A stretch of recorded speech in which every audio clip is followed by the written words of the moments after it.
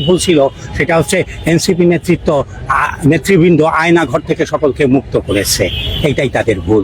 এনসিপির ভুল ছিল 15 বছরের স্বৈরাচারকে কাঁপিয়ে মসনদ থেকে নামিয়েছে। আমরা সিনিয়র, আমরা বুড়োরা তো পারিনি। এখন তারা তাদের প্রোগ্রাম করবে, কিন্তু এনসিপির উপর হামলা কালকে এই হবিগঞ্জেই নতুন না, লন্ডনে পর্যন্ত ডিম হামলা হয়েছে, তাই না? এটা কে কারা করছে এটা পাগল এবং শিশুও বুঝতে পারে, এটার আর বিশদ ব্যাখ্যার প্রয়োজন নেই। তবে আমি একটা কথাই বলবো যে রাজনৈতিক সংস্কৃতি আপনাদের চেঞ্জ হয়নি, আমাদের একটুকু চেঞ্জ হয়নি। তাহলে ইতিহাস থেকে কেউ শিক্ষা গ্রহণ করে না, এইটাই ইতিহাসের সবচাইতে বড় শিক্ষা, তাই না? তা ওই ইতিহাসের পরিণতি ওইটাই হবে।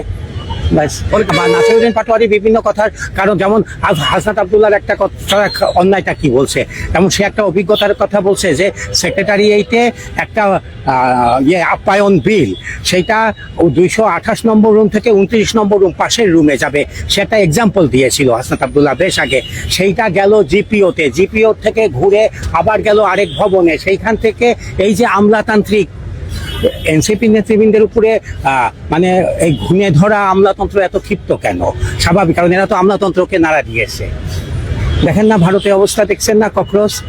হ্যাঁ, এখন এটা শুধু এনসিপি আমার দেশে, কিন্তু সারা বিশ্বেই তো এখন এনসিপি জাগ্রত হয়েছে, তাই না? তা তাদের গায়ে ডিম ছুঁড়ে হামলা করে তাদের অপদস্থ করে কিভাবে রুখবে?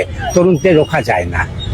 আমি শুধু একটাই বলবো, তো এনসিপি নেতৃবৃন্দর প্রত্যেকটা মানুষ সলিড, প্রত্যেকটা ছেলে সলিড এখন পর্যন্ত।